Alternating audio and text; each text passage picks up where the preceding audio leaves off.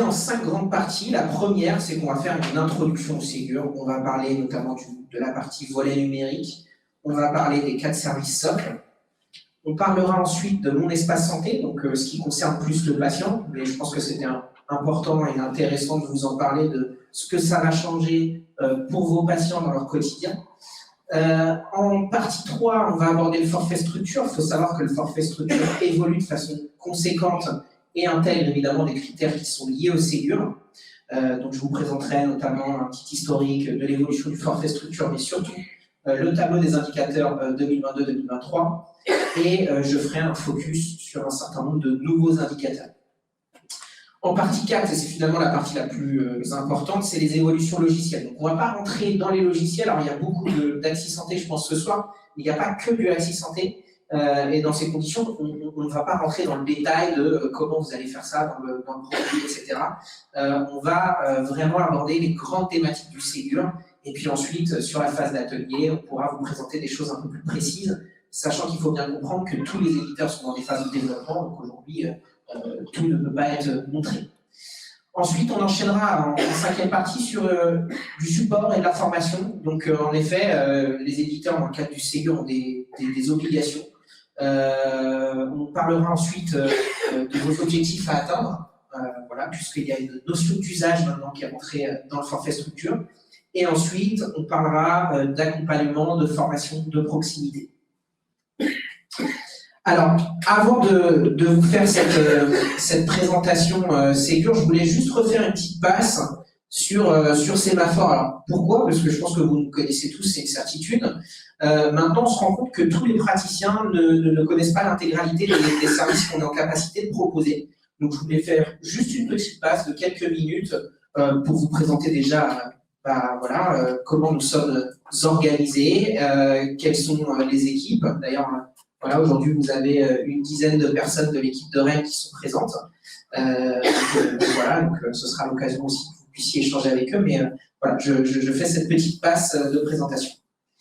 Alors, Sémaphore, donc on existe depuis 1996. Hein, on est au service d'à peu près 1800 professionnels de santé. Ça représente sur les départements qu'on couvre entre 25 et 30% des professionnels de santé libéraux suivis. On est spécialisé depuis toujours dans le domaine de la santé. On assure de la maintenance sur tous les logiciels métiers. Donc, il faut savoir qu'avant, notre parc était quand même composé de beaucoup de clients Axi Santé. Maintenant, on a des clients sur Axi Santé, sur Elodoc, sur Docteur Santé, sur Oda, sur vraiment tous les logiciels. Notre rôle, c'est vraiment d'accompagner tous les professionnels de santé pour qu'ils aient un informatique serein. Alors, j'espère que tout le monde a un informatique serein ici. Et en tout cas, on s'y attelle, même si ce n'est pas toujours simple.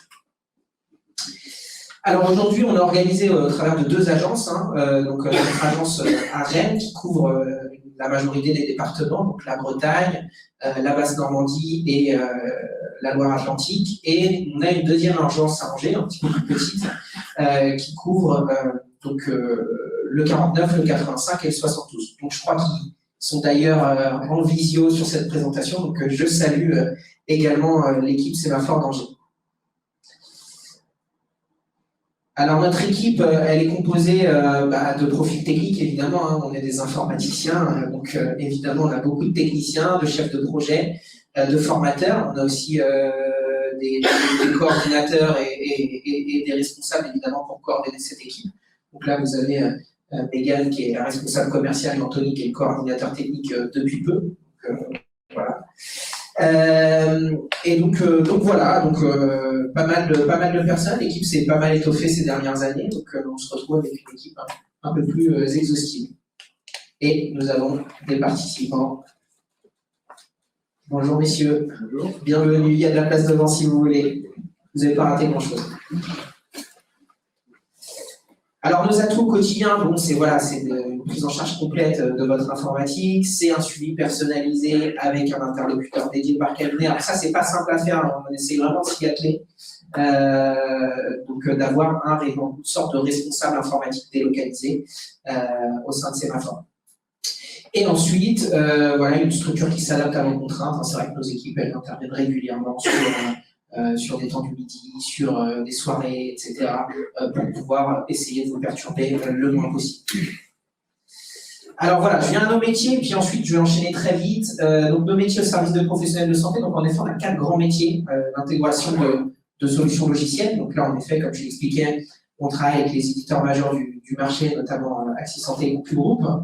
On est également intégrateur de solutions matérielles. Voilà, nous sommes des opérateurs télécoms et nous faisons évidemment notre cœur de métier, l'assistance et la maintenance de proximité. Alors, au niveau logiciel, c'est vrai qu'on propose un panel de solutions assez large, en commençant par la gestion de dossiers patients, la télétransmission, les outils messagerie sécurisés, des outils d'archivage et de gène, la prise de rendez-vous en ligne et également des solutions de comptabilité et de dictée vocale. En ce qui concerne le matériel, donc évidemment des ordinateurs, des serveurs, du matériel réseau. Il faut savoir qu'on accompagne de petites structures, mais aussi des très très grosses structures. Donc le réseau a vraiment son importance et également la sécurité, qui est un vrai sujet actuellement. Du matériel médical, voilà, des lecteurs de carte vitale, des lecteurs de carte bancaire, des solutions d'impression à la page, et puis de l'affichage dynamique.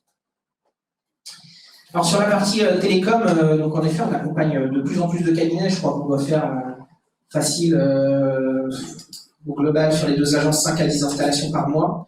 Donc voilà, tout simplement parce que généralement les solutions des opérateurs historiques sont très chères et que on fait économiser de l'argent à nos clients professionnels de santé et qu'on essaye d'avoir le même service de proximité qu'on peut avoir pour la maintenance informatique. Donc voilà, un petit nouveau qu'on n'avait pas, c'est la téléphonie mobile. On a étoffé notre catalogue pour avoir vraiment un package large avec la téléphonie fixe, la téléphonie mobile et évidemment toute la partie connexion, qui est un vrai sujet parce que en fait, vous allez voir qu'au travers du volet numérique du Ségur, vous allez vous retrouver à avoir des outils qui consomment énormément de bandes passantes. Et donc, qui dit bande passante dit qui vont monopoliser un petit peu votre connexion Internet. Donc, il est important d'avoir des bonnes connexions. Et notre cœur de métier, l'assistance et la maintenance de proximité. Donc, en effet, notre équipe accompagne, comme je le disais, 1600. Alors, en réalité, c'est maintenant 1800, mais comme mes slides et les plaquettes sont toujours à 1600, je dis 1600. Alors, nos clients, c'est à la base des cabinets médicaux et paramédicaux, mais de plus en plus, on accompagne depuis maintenant une dizaine d'années des structures un peu différentes, type maison de garde, maison de santé, des pôles de santé. On accompagne les CPTS dans leurs projets, on accompagne des plateformes territoriales d'appui, on accompagne beaucoup plus de cliniques, enfin notamment de professionnels de santé en clinique. Donc voilà, donc c'est vraiment, on essaie vraiment d'accompagner un maximum de professionnels de santé au quotidien et tout type de structure. Voilà, j'ai fini. Et j'attaque le Ségur, puisque c'est ça qui nous intéresse. Je ne sais pas si certains, ça leur a permis d'y voir plus clair à la fois sur l'équipe et sur les services, en tout cas moi. Alors le Ségur de la santé, il a été lancé le 25 mai 2020 par notre Premier ministre de l'époque, Édouard Philippe, et par Olivier Véran dans un contexte de crise récurrente au sein des hôpitaux, et surtout aggravé par la crise de la Covid-19. Donc ce Ségur, il a pour objectif d'améliorer les conditions de travail des professionnels de santé et la prise en charge des malades. Donc au sein de ce Ségur de la santé, il y a 4 grands piliers. Le premier pilier est de transformer les métiers et de revaloriser ceux qui soignent.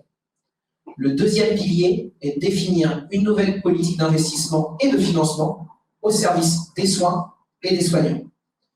Le troisième pilier, c'est de simplifier radicalement les organisations et le quotidien des équipes. Et enfin, et un des plus importants, c'est de fédérer les acteurs de la santé dans les territoires au service des patients. Alors nous, ce qui va nous intéresser dans le Ségur de la santé, finalement, c'est plus le volet numérique qui concerne la médecine de ville. Et donc, c'est vraiment sur ça qu'on va se focaliser ce soir.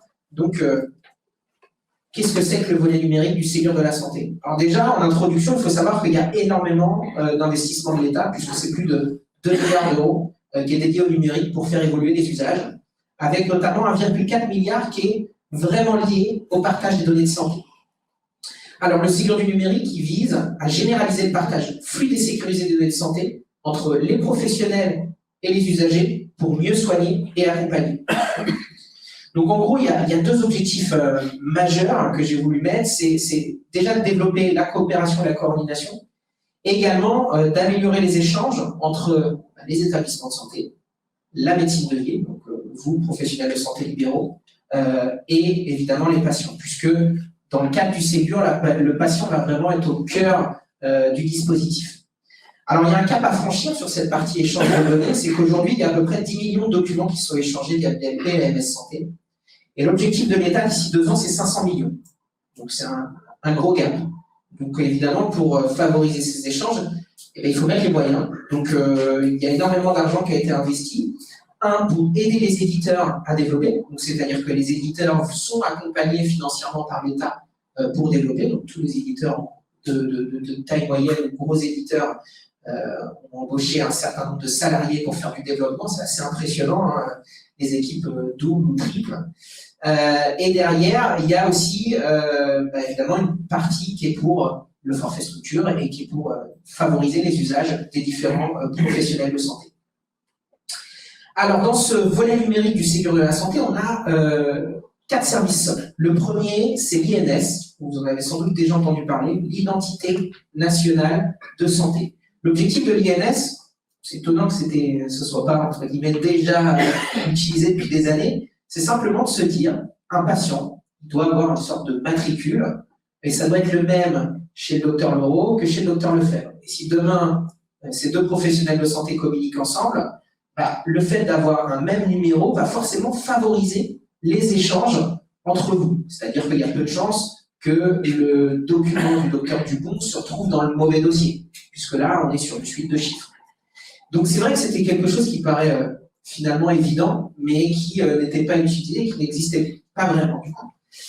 Alors ensuite, en deuxième service socle, on a la messagerie sécurisée de santé, donc la MSS. Donc ça, c'est quelque chose que j'imagine vous utilisiez tous. Mais elle a été étendue aux citoyens. Alors ça, c'est une vraie bonne chose. J'ai beaucoup d'anecdotes avec certains d'entre vous sur l'usage de la messagerie aux patients. Je pense que beaucoup d'entre vous envoyaient des courriers non sécurisés par mail classique. Et évidemment, c'était pas légal, mais en même temps, vous proposez aucune alternative. Donc, c'était pas hyper cohérent. Donc là, la messagerie sécurisée de santé, elle est étendue aux citoyens avec ce qu'on appelle la MS Santé citoyenne. Ensuite, on a un troisième dispositif qui est le dispositif Pro Santé Connect. Alors ça, c'est quelque chose que je trouve assez bien pensé. C'est de se dire, à un moment donné, il y a plein d'outils, et il va y en avoir de plus en plus, et c'est de se dire, on a un seul moyen d'authentification. C'est-à-dire qu'on arrive le matin, on se log, on met son identifiant, son mot de passe, voilà, par l'intermédiaire de sa CPS ou de sa ICPS, et puis, on est authentifié, et on peut aller utiliser les différents outils. Alors, ça peut être Amélie, ça peut être votre logiciel patient, ça peut être votre messagerie sécurisée, mais bientôt, ce sera plein de services. Et en fait, pour faciliter les usages de ces services, l'objectif était d'avoir en fait un portail unique pour que vous puissiez vous connecter, que ce ne soit pas complexe. On le remarque quand il y a plusieurs outils sur ces différents outils. En effet, s'il faut s'authentifier 10 fois, une fois par outil, c'est évidemment complexe. Donc pour moi, c'est une très bonne chose, ce Pro Santé Connect. Et ensuite, on a toujours lui, le dossier médical partagé, le fameux DMP, qui est sorti quand même en 2004, qui a été très chahuté, qui a eu ses hauts et ses bas. En ce moment, on est plus dans un haut, et je pense qu'on va vraiment encore accélérer par l'intermédiaire de mon espace santé, puisque les documents du DMP vont se retrouver dans l'espace santé du patient. Alors du coup, mon espace santé, qu'est-ce que c'est? C'est tout simplement un nouveau service public qui permettra à chacun, alors pas à chaque professionnel, mais à chaque patient, de stocker et de partager ses documents et ses données de santé, et évidemment de manière complètement sécurisée. Alors en termes d'usage pour vous, ça ne va pas changer forcément grand-chose, c'est-à-dire que vous avez votre DMP, vous avez votre MS Santé, mais c'est côté usager, c'est-à-dire que ce que vous allez déposer dans le DMP, le patient pourra le consulter à travers son espace santé. Ce que vous allez envoyer via votre MS Santé au patient, il pourra le retrouver directement dans son espace santé. Alors quand je parle de MS Santé qui va se retrouver dans mon espace santé, je vous rassure, ce n'est pas vos échanges avec les autres professionnels de santé, c'est vos échanges avec vos patients. Alors là, je vous ai mis une petite capture de mon espace santé, mais on pourra le voir sur les ateliers derrière. Donc voilà, l'idée c'est qu'on va retrouver, le patient pourra retrouver un certain nombre de documents directement sur sa plateforme de mon espace santé. Alors dans mon espace santé, il n'y aura pas que ça. En réalité, il y a plein de choses qui sont étudiées, et moi je vous avoue que quand on a commencé à me parler du Ségur de la santé, de la santé 2022, etc., j'étais assez sceptique. Voilà. Et je trouve que là, il y a vraiment une vraie réflexion. Je trouve que c'est vraiment une vraie transformation et ça a été fait intelligemment. Donc le premier, c'est tout d'abord l'agenda médical. Alors, évidemment, dans son espace santé, c'est pas là où on va prendre ses rendez-vous sur notre logiciel. Mais par contre, en fait, tous les logiciels, que ce soit des logiciels de gestion de dossier patient ou des solutions, par exemple, d'agenda en ligne ou de prise de rendez-vous en ligne, ils vont être interfacés avec mon espace santé. Ça veut dire quoi? Ça veut dire simplement, si votre secrétaire a donné à un patient un rendez-vous, et ben son rendez-vous, il pourra le voir dans son agenda médical. Son agenda médical de patient, comme j'entends. Donc ça veut dire qu'il va retrouver son rendez-vous avec son rhumato, avec son généraliste, avec son cardiologue, etc., qui seront récupérés directement des différentes plateformes utilisées. Donc s'il a pris, imaginons, un rendez-vous sur un Doctolib avec un praticien, sur un ClipDoc avec un autre, sur un appel avec une secrétaire, sur un autre, etc., tous ces rendez-vous-là vont automatiquement monter dans mon espace santé. Donc ça, c'est plutôt un service, je pense, pour appâter un peu le client. C'est-à-dire que l'idée, c'est que, évidemment, pour que ça marche, il faut que les patients aillent dans mon espace santé. Et donc, cette partie agenda médical, c'est plus un service, en effet, pour le patient, qui va lui permettre un peu de faciliter ses rendez-vous médicaux. Alors ensuite, on a un nouveau DMP qui est revu, simplifié. Alors il y a beaucoup d'exigences de l'État pour cette nouvelle mouture Ségur du DMP, donc beaucoup d'évolutions, etc. Donc le DMP doit être plus simple et plus facile à utiliser au quotidien. Donc voilà, c'est une vraie directive et c'est évidemment cadré par les pouvoirs publics. Ensuite, il y a en effet cette messagerie de santé citoyenne. Donc là, en effet, dans son espace santé, il va pouvoir récupérer l'intégralité des messages que vous allez lui envoyer, mais aussi que les autres praticiens vont lui envoyer. Alors j'y reviendrai tout à l'heure. Je pense que ça peut être un vrai sujet d'inquiétude, mais vous allez voir que c'est assez bien pensé. Et du coup, les patients ne vont pas vous polluer. Enfin bref, je vais y revenir tout à l'heure. Et alors ensuite, il y a ce qu'on appelle, enfin ce que j'ai appelé l'App Store, c'est-à-dire qu'il y a un catalogue de services et d'applications de santé qui vont être à disposition du patient, qui va pouvoir l'utiliser à travers notre espace santé. Donc il y a plein de choses qui vont arriver, mais l'idée c'est d'avoir une plateforme unique pour que le patient puisse avoir un confort et mieux maîtriser son parcours de soins. Alors qui dit nouveau label Ségur dit forcément évolution du forfait structure. Donc le forfait structure, vous le savez, c'est quelque chose qui émane de la deuxième convention de 2016. Et donc ce forfait structure était pour inciter les professionnels de santé à s'équiper de solutions digitales pour être à même, entre guillemets, de mieux maîtriser les données des patients. Là, l'idée, c'est que au-delà de ce forfait structure, enfin, il a beaucoup évolué déjà ce forfait structure, puisque maintenant, un des critères pour avoir ce forfait structure, c'est tout d'abord l'utilisation d'un logiciel référencé Ségur. C'est un prérequis, c'est une obligation, et vous allez voir que pour être référencé Ségur, il y a plein de critères sur lesquels on doit répondre.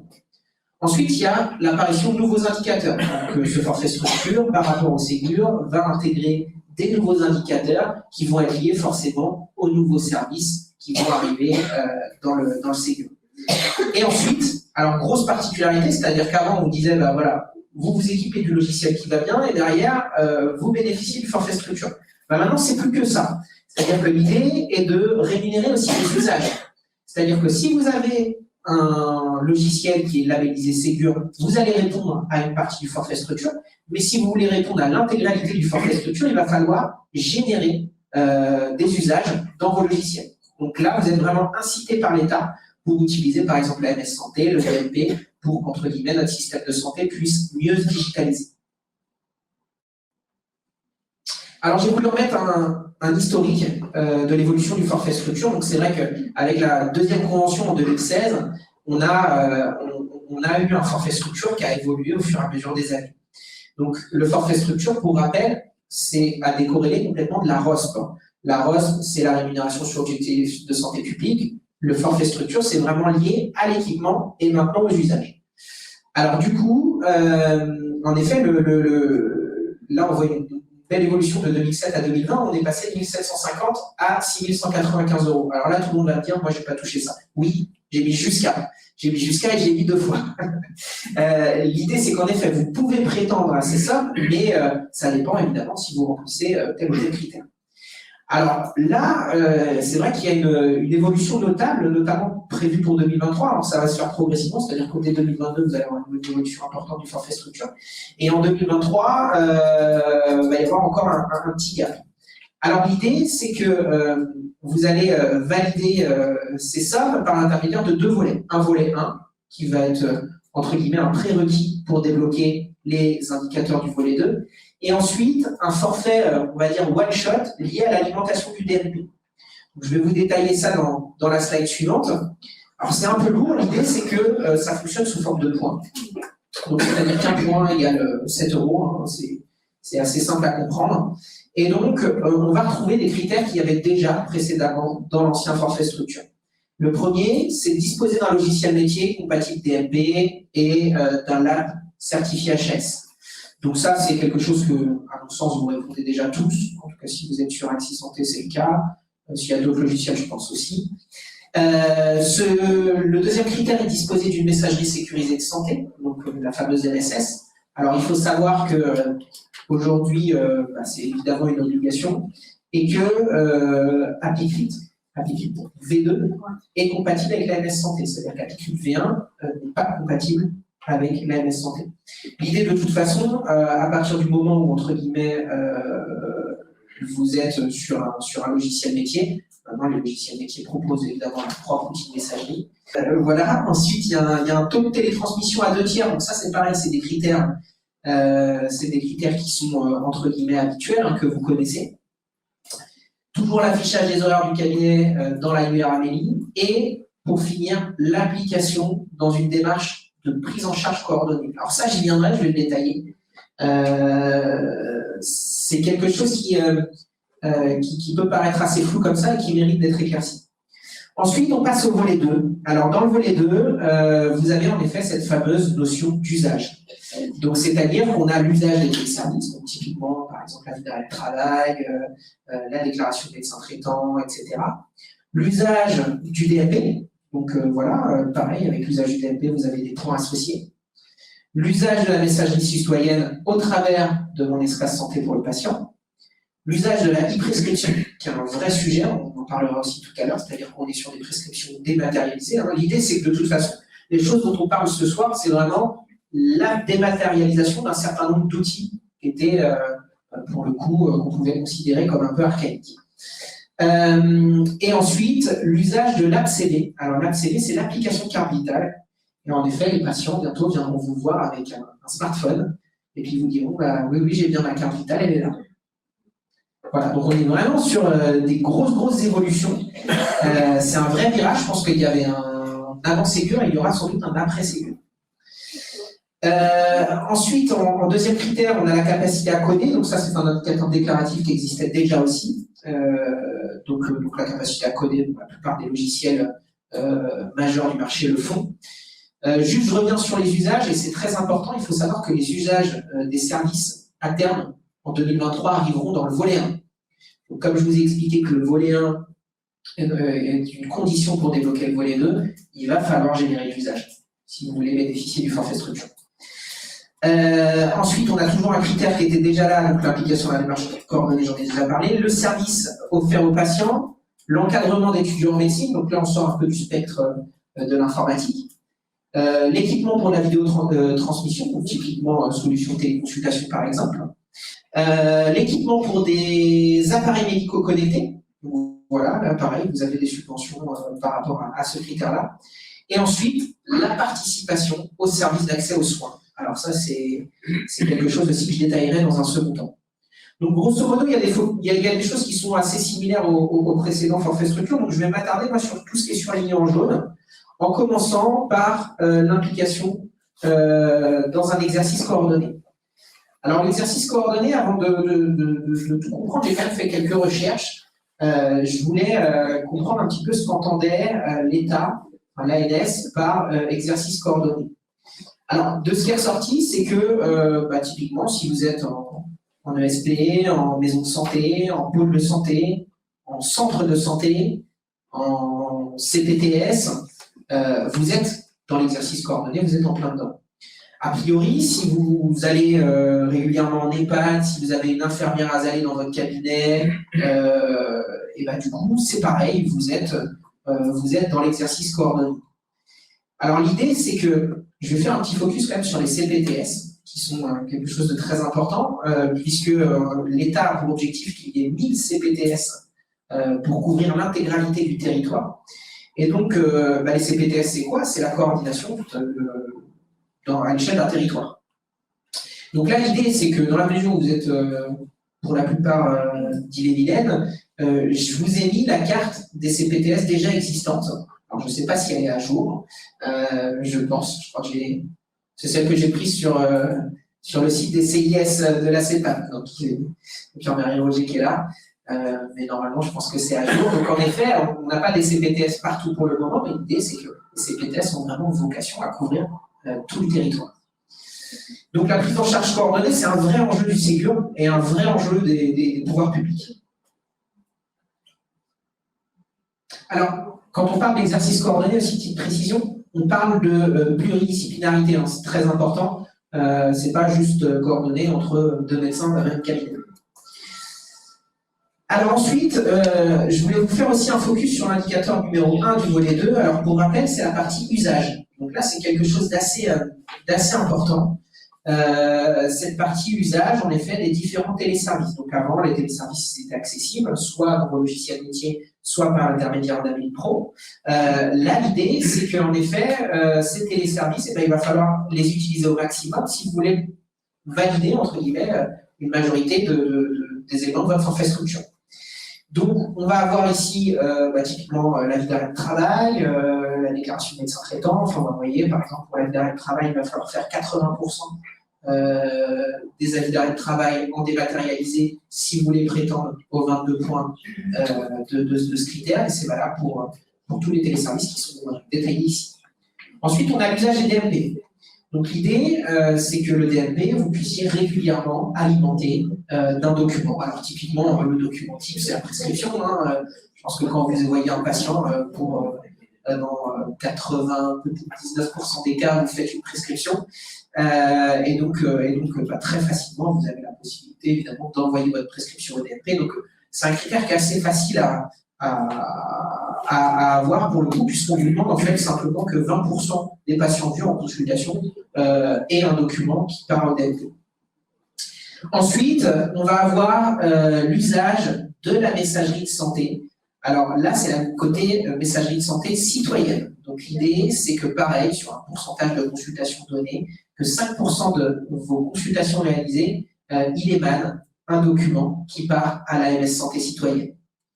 Donc là, c'est un critère qui figure avec 40 points.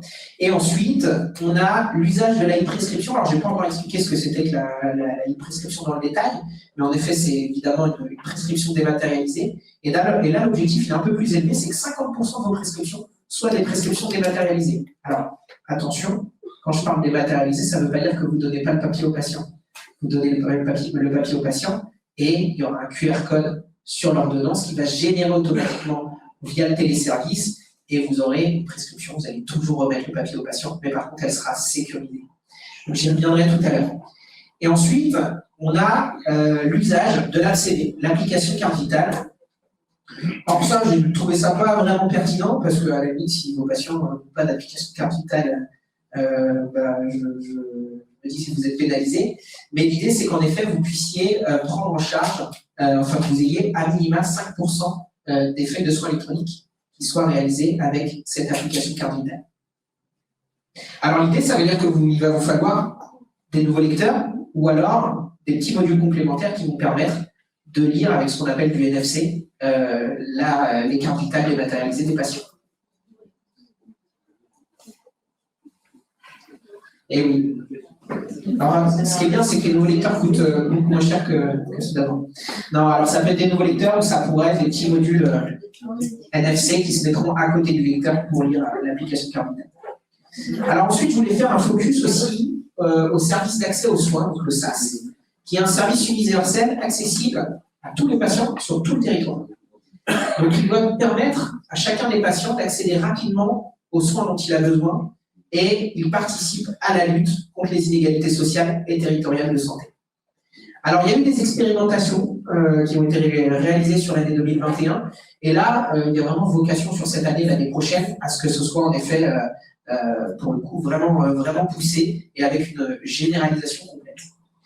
Alors, le service accès aux soins, c'est quoi? Alors, en effet, vous disiez dans la CPTS, on est complètement là-dedans. Bah, typiquement, un patient qui a besoin d'une prise en charge et qui ne parvient pas à joindre son médecin traitant, et ben, il peut appeler du coup directement le numéro du SAS et il va se retrouver en fait avec un régulateur. Le régulateur, il va faire quoi?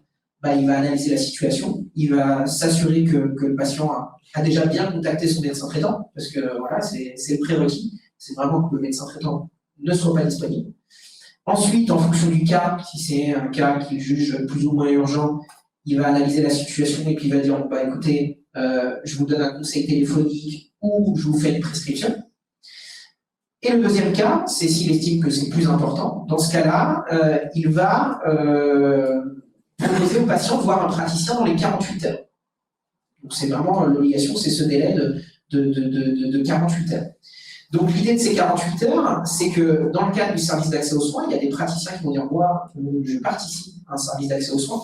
Et donc du coup, ils vont mettre dans leur agenda les plages disponibles pour de l'accès aux soins, qu'on pourra retrouver sur une plateforme, et du coup, le régulateur pourra dire, ah ben voilà, je peux vous mettre avec tel praticien à telle heure, vous avez un rendez-vous dans les 48 heures. Donc ça, c'est sur une plateforme, et puis peut-être que parfois, il ne trouvera pas, le médecin régulateur ne trouvera pas de plage disponible sur la plateforme, et dans ce cas-là, eh ben, il appellera des praticiens du service d'accès aux soins ou de la CPTS, et puis il essaiera de caler un créneau d'urgence en surbooking des consultations. Alors du coup, la labellisation Ségur. Alors tout d'abord, afin de répondre aux exigences du Ségur, les éditeurs ils doivent se référencer auprès de l'Agence numérique en santé. Et donc la plupart des éditeurs, des gros éditeurs et des éditeurs de taille moyenne se sont déjà référencés auprès de l'Agence numérique en santé. Alors ils doivent répondre à 155 nouvelles exigences fonctionnelles. Donc, voilà pourquoi les équipes de développement des éditeurs majeurs doublent ou triplent. Parce qu'en fait, c'est assez inédit, hein, faire évoluer un logiciel en si peu de temps, parce que de rien, c'est peu de temps. Ça n'était jamais arrivé. Et donc là, voilà, l'État, pour le coup, met les moyens à la fois côté éditeur pour que les éditeurs aient les capacités de développer dans les temps requis, et les moyens côté professionnels de santé pour qu'à la fois il y ait une adhésion des nouveaux services et des usages. Alors, le dispositif il est ouvert depuis le 31 août. Donc, depuis le 31 août, les éditeurs peuvent déposer leur demande de labellisation Ségur. Et ils ont jusqu'au 15 mai pour déposer leur demande. C'est ce que je vous disais, la plupart d'entre eux ont déjà déposé leur demande. Si au 15 mai, ils n'ont pas déposé leur demande, on peut déjà se dire que l'éditeur ne sera pas référencé Ségur. On aura une visibilité déjà sur tous les logiciels qui ne passeront pas le Ségur. Alors, je dis ne passeront pas le Ségur, parce qu'en effet, si vous êtes éditeur et que vous ne répondez pas aux critères du Ségur, ça va être difficile, entre guillemets, d'embarquer les professionnels de santé. Alors, pour accompagner les usages, les éditeurs, ils auront un double rôle. Celui de proposer des logiciels interopérables, simples à utiliser, et surtout répondant au cahier des charges Ségur. Le deuxième est d'accompagner et de former les professionnels de santé sur les solutions installées. Alors, l'objectif, il est évidemment de faciliter l'utilisation et l'adoption des nouveaux outils numériques. Alors, je voulais vous remettre le calendrier, je pense que ça va en faire sourire certains, puisqu'en effet, entre le 15 janvier et le 15 juillet, les éditeurs doivent faire signer aux professionnels de santé des bons de commande. Alors, je pense qu'il y en a plein qui ont été contactés par Axis Santé pour signer le bon de commande. Alors, nous, notre discours, c'était de vous dire, attendez la soirée, on va vous en parler, on va vous parler du Ségur, et puis vous avez tout le temps de signer votre bon de commande et de vous engager dans cette nouvelle version Ségur. Par contre, il va falloir le signer. C'est-à-dire que, typiquement, si vous ne signez pas le bon de commande Ségur, vous ne pourrez pas prétendre au forfait structure. Donc voilà. Donc, le bon de commande Ségur, la question aussi, c'est est-ce qu'il faut le signer? Oui, il faut signer le bon de commande Ségur. Alors, nous, on voulait avoir aussi plus de visibilité avant de vous dire signez-le à tout prix, etc. Et de voir, notamment pour Axis Santé, comment Axis Santé allait se comporter dans cette version Ségur. Alors, déjà, ce qu'il faut savoir, c'est que Axis Santé, notamment CompuGroup, l'éditeur d'Axis Santé, est le plus gros éditeur français de logiciels et donc a le plus gros parc installé, donc a eu de grosses subventions pour développer. puisqu'aujourd'hui, pour vous dire, sur la partie gestion de dossier patient, au niveau des médecins, vous avez Axis Santé, vous avez Godoc, vous avez Atlantique, enfin vous avez quand même un certain nombre d'outils. Axis Santé, lui, est vraiment le leader en plus, donc on se retrouve à, voilà, ils ont beaucoup de subventions pour développer, et du coup, forcément, ils ont bien avancé. Alors du coup, il y a 3 éditeurs aujourd'hui qui sont dans la phase de dépôt de preuve, et Axis Santé en fait partie. Alors, ils ont aussi la date, j'en parlais tout à l'heure, de dépôt de demande de certification, mais là, on peut considérer que ceux qui n'ont pas fait de demande de dépôt ne seront probablement pas sécures. Ensuite, alors j'avais des praticiens qui me sollicitaient tout à l'heure, ils me disaient on est prêt, quand est-ce qu'on passe Ségur? Alors en fait, en réalité, vous ne pouvez pas passer Ségur pour le moment, puisque la date pour démarrer les déploiements Ségur, c'est le 15 juillet. Donc en fait, voilà. Alors ils sont sympas, c'est-à-dire que voilà, nos techniciens ne prennent pas de vacances, les médecins ne prennent pas de vacances, et puis on fait ça pendant l'été. Donc voilà, ça c'est... Oui, ça fait partie des petites incohérences du calendrier. C'est vrai qu'on se retrouve dans une période entre le 15 juillet et le 15 octobre où il va falloir installer les versions Ségur, donc passer les mises à jour, mais surtout derrière provoquer les usages.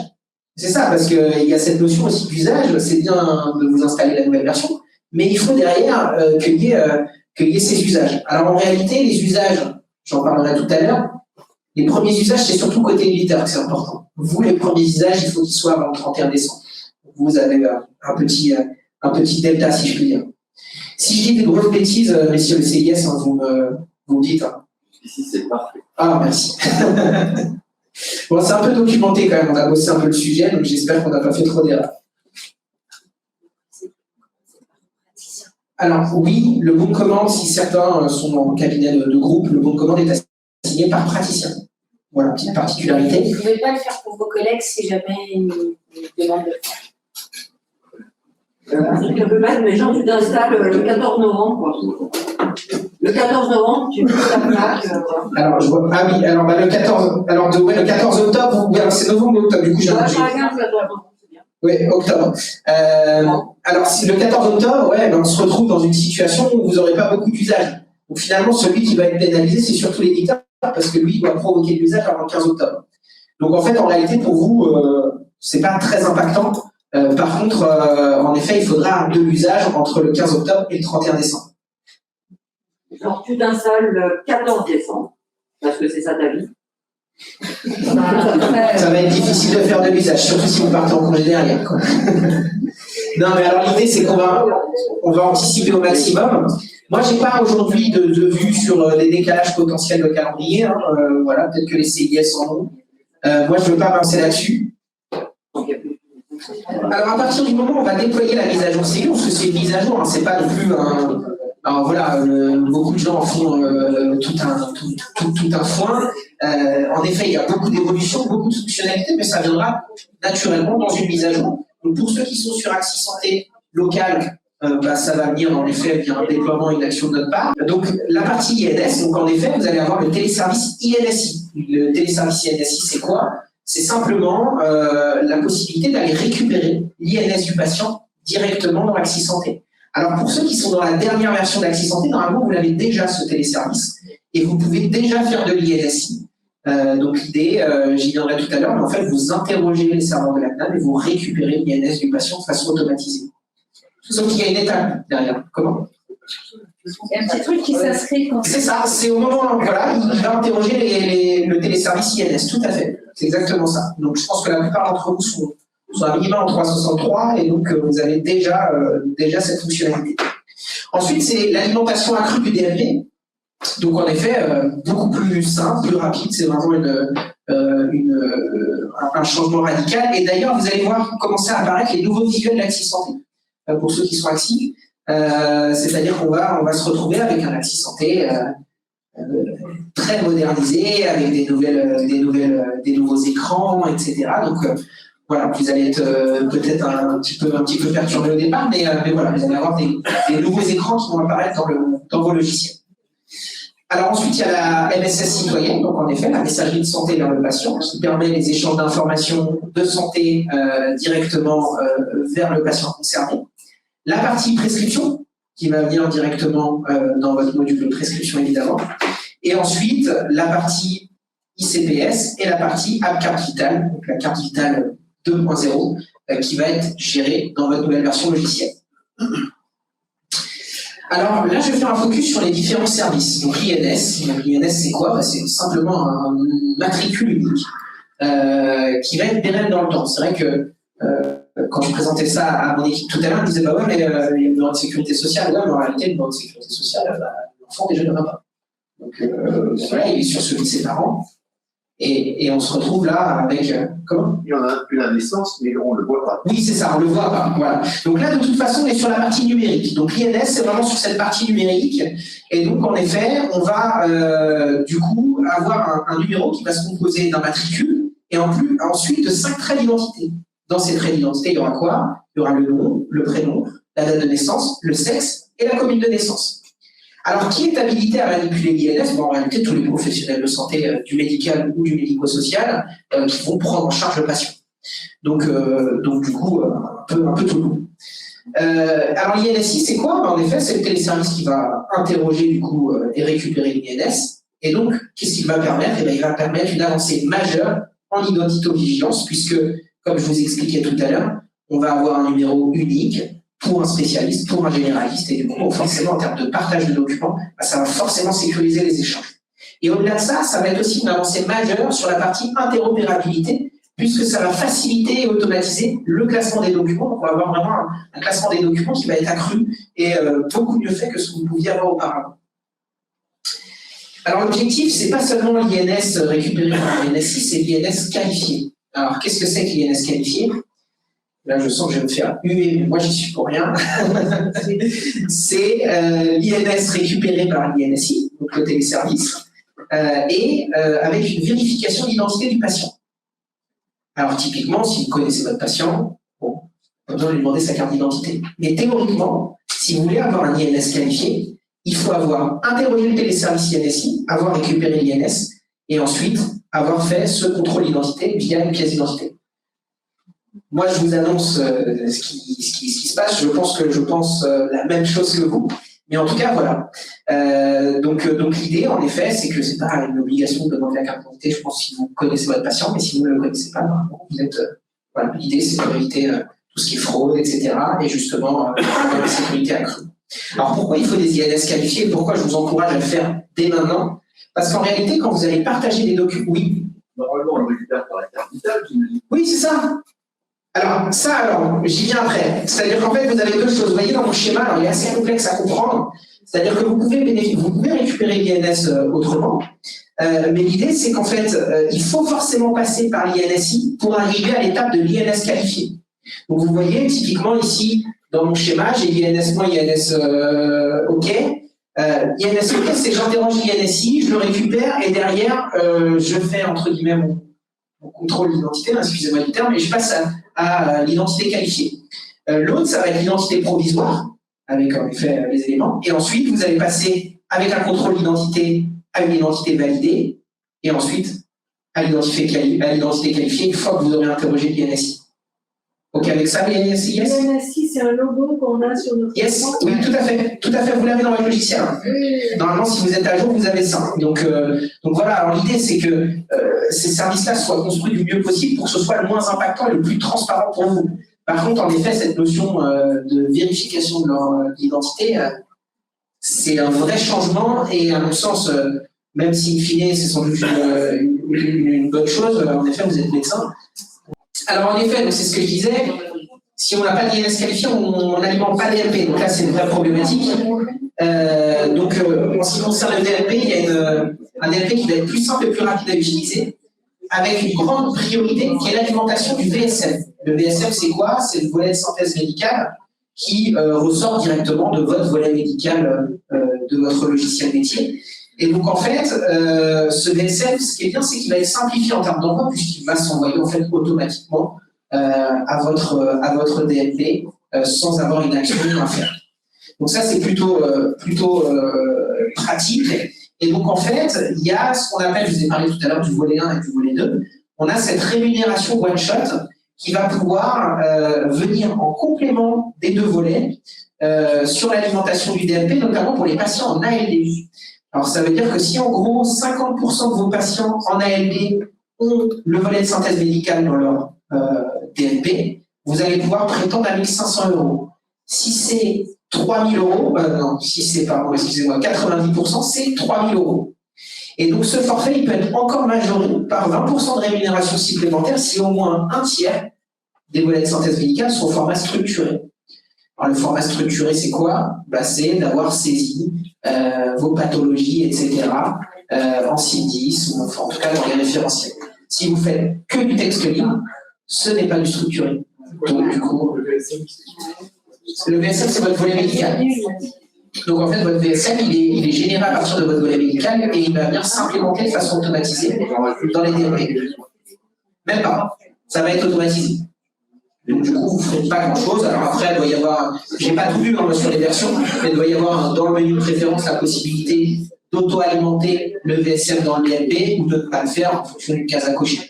Alors ensuite, la MS citoyenne. Alors la MS santé citoyenne, c'est quoi? C'est ce qu'on a dit tout à l'heure, c'est la possibilité d'envoyer des messages sécurisés aux patients. Enfin, c'est possible.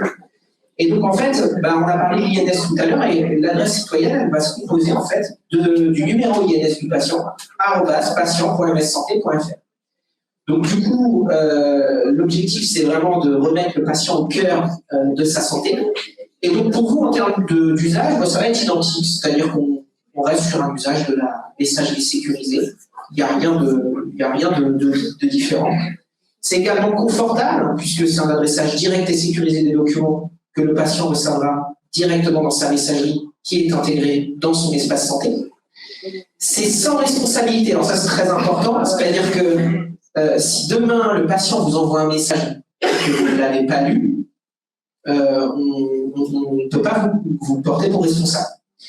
Et ensuite, c'est surtout la maîtrise des échanges. Et ça, je trouve que c'est plutôt bien fait, c'est-à-dire que vous êtes les seuls à pouvoir initier un échange avec un patient.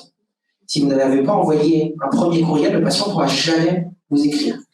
Et à partir du moment où vous avez clôturé cette discussion, le patient ne peut plus vous écrire non plus. Donc ça veut dire que typiquement, si vous voulez simplement envoyer un document et que derrière, vous voulez couper court parce que vous dites, le patient, moi je ne veux pas qu'il me réponde, je ne veux pas avoir son message en temps et en heure, etc. Vous envoyez votre message et vous clôturez la discussion. Maintenant, si vous attendez une réponse, pour une notion plutôt pas d'urgence, et dans ces cas-là, vous attendez cette réponse pour clôturer l'échange. Donc vous avez vraiment la main sur ces échanges, je trouve que c'est plutôt malin. Alors ensuite, il y a la e-prescription. Alors la e-prescription, c'est un service intégré dans le logiciel des professionnels de santé. Donc l'idée, c'est qu'on est sur la prescription dématérialisée. Et est-ce que c'est la fin de l'ordonnance papier? Non. Non. En fait, la e-prescription, qu'est-ce qui va se passer? Vous allez en fait faire votre ordonnance dans votre logiciel. Le logiciel va interroger les serveurs de la CNAM pour récupérer un QR code qui va sécuriser votre ordonnance et ça va venir générer un QR code sur votre prescription. Ensuite, ce qui va être intéressant, c'est que le professionnel de santé prescrit va pouvoir récupérer ce QR code de façon sécurisée et récupérer l'intégralité de la prescription. Donc ça veut dire qu'en termes de fraude, on est quand même maintenant plus que limité. Alors, du coup, qu'est-ce que permet une prescription? Ça permet aux médecins de tout prescrire. Vous pouvez tout faire en prescription, vous pouvez prescrire des médicaments, vous pouvez prescrire des dispositifs médicaux, vous pouvez prescrire de la bio, et vous pouvez évidemment prescrire des soins paramédicaux.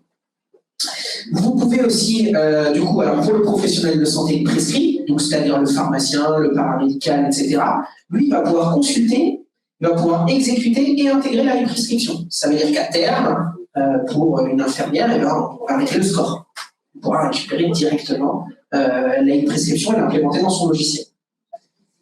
Alors au niveau des étapes de la prescription, pour vraiment vous ayez une vue sur le cheminement, alors l'idée c'est que vous, en effet, vous allez faire votre prescription, vous allez faire une interrogation du service sur les serveurs de l'assurance maladie, vous allez récupérer votre QR code. Alors là, moi je vous parle un peu technique parce qu'au final, normalement, si c'est bien fait, vous ne le verrez même pas. C'est-à-dire qu'en gros, votre QR code il va se générer au moment de l'édition de la prescription.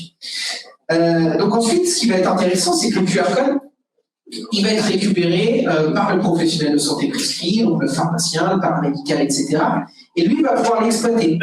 Il va pouvoir ensuite le transmettre avec sa facture à l'assurance maladie. Et ce qui va être intéressant surtout avec ça, c'est qu'on va se retrouver dans une situation où vous pourrez consulter si les médicaments ont été bien donnés aux patients.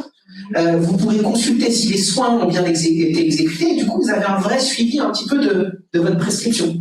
Typiquement, vous le revoyez plus tard, bah, vous savez un petit peu où vous en êtes dans votre prescription. Donc ça, c'est plutôt quelque chose d'assez sympa, je trouve. Alors j'enchaîne, hein, beaucoup de thématiques, beaucoup de sujets, hein, c'est vrai que c'est assez dense. Alors ensuite, il y a la ICPS. Alors la ICPS, qu'il faut savoir déjà, je ne sais pas si certains l'ont déjà créé. Ok, super. Donc vous êtes déjà de l'ICPS. Alors pour ceux qui ne l'ont pas encore fait, déjà la ICPS, c'est simplement d'avoir votre carte CPS dématérialisée et donc de pouvoir accéder à tous les services que vous aurez permis entre guillemets votre CPS en totale mobilité. Donc du coup, pour activer votre ICPS, bah, soit vous nous passez un coup de fil et puis on va vous aider. Je ne sais pas si les techniciens vous l'avez déjà fait, mais en tout cas on peut vous aider. Mais sinon, il suffit simplement d'aller sur le site de l'ANS et vous avez une démarche pour créer votre ICPS. Évidemment, ça peut être intéressant de vérifier qu'au niveau de l'ordre des médecins, vous êtes bien à jour de tout, qu'il n'y a pas de problématique de situation, etc. Ensuite, on a très lié à la ICPS ce fameux Pro Santé Connect, qui est ce portail d'authentification unique qui va permettre donc à vous, professionnels de santé, de vous identifier à tous les services de santé. Donc là, aujourd'hui, il y en a quelques-uns, mais à terme, l'idée, c'est qu'on soit sur un bouquet de services. Et donc, dans ce bouquet de services, vous allez avoir un seul outil d'authentification qui est Pro Santé Connect. Alors, Pro Santé Connect, l'idée, c'est qu'en fait, vous allez, avec votre CPS ou votre ICPS, vous connecter à cette plateforme et vous pourrez ensuite, en effet, vous connecter aux différents outils. Alors ensuite, dans le même principe, hein, ça ne change pas fondamentalement, c'est l'AppCD, donc l'application carte vitale. Donc là, c'est vos patients qui vont avoir une carte vitale dématérialisée qui sera dans leur smartphone. Et l'idée, c'est que cette carte vitale dématérialisée va permettre simplement d'avoir les mêmes usages que la carte vitale physique. Donc déjà, chez le praticien, en effet, votre patient peut-être bientôt vous présentera son téléphone avec son application carte vitale que vous passerez à côté de votre lecteur ou votre module complémentaire et qui viendra directement et qui vous permettra de faire votre feuille de soins électronique. Ensuite, alors j'allais dire carte vitale, moi j'aurais appelé comme ça, l'ICPS, carte vitale, je propose différemment. Ça, c'est une problématique de terminologie. Donc, à distance, il va pouvoir accéder à des services de télésanté, de téléconsultation. Il va pouvoir faire des demandes de préadmission en établissement par l'intermédiaire de son application carte vitale. Et il pourra accéder aux différents portails web et applis du monde santé sociale. Et en fait, on peut même aller plus loin, puisqu'en fait, je ne sais pas si vous avez tous déjà utilisé France Connect pour vos impôts, etc. Mais finalement, il pourra même aller faire ses impôts avec son application carte vitale dématérialisée. Donc voilà, on a vraiment un usage où tout va être interopérable. Donc on est sur quelque chose d'assez... voilà, en termes de numérique, c'est des grosses évolutions quand même. Je pense que s'il y a 2 ans, on nous avait parlé de faire notre déclaration d'impôt avec notre carte vitale, pour nous authentifier, je pense qu'il n'y aurait pas de rue. Alors, toutes ces évolutions logicielles, et ben voilà, ça va être, à mon sens, du bénéfice au quotidien. Déjà, une facilité de classement des documents grâce à l'INS, hein, donc l'identifiant national de santé. C'est une facilité de connexion au logiciel métier et aux différents services numériques, grâce à, évidemment, la ICPS et Pro Santé Connect. Une mobilité accrue, forcément, puisqu'on va se retrouver avec ces services qui sont accessibles de n'importe où. Une sécurisation de vos prescriptions grâce à la e-prescription et une facilité d'échange avec vos patients pour mettre le patient au cœur de sa santé avec cette notion de MSS citoyenne et de mon espace santé. De façon générale, c'est un gain de temps pour les médecins, c'est un renforcement de l'auto-vigilance avec toute cette notion d'INS et c'est évidemment une meilleure communication avec vos patients. Alors ensuite, en termes d'accompagnement et de formation, il faut savoir que les éditeurs ont l'obligation de vous accompagner dans les premiers usages. Alors c'est assez léger comme accompagnement, mais ils ont l'obligation de le faire. Alors tout d'abord, pour que eux valident, je vais être transparent, pour que eux valident leur subvention, ils sont obligés, il faut que vous ayez fait 10 documents de santé vers le DLP avec un INS qualifié, 10 documents de santé MSS vers d'autres professionnels de santé avec cette fameuse INS qualifiée, et l'envoi d'un message de test par l'AMS Santé Citoyenne. Donc ça, c'est ce que l'éditeur, lui, doit faire pour valider ses subventions. Si vous voulez valider vos subventions, eh ben, c'est un peu plus lourd quand même. C'est-à-dire que vous avez 5%, donc je fais une synthèse, mais 5% des feuilles de soins électroniques faites avec l'application carte vitale, 50% des prescriptions faites en e-prescription, 20% d'usage, de transmission de documents pour des consultations faites via le DMP, 67%, donc ça c'est quelque chose qui est c'est facile à atteindre, c'est 2/3 finalement de vos feuilles de soins électroniques, de vos feuilles de soins réalisées en tant que feuilles de soins électroniques. C'est 90% d'avis d'arrêt de travail fait soit dans votre logiciel métier, soit sur le site Amélie.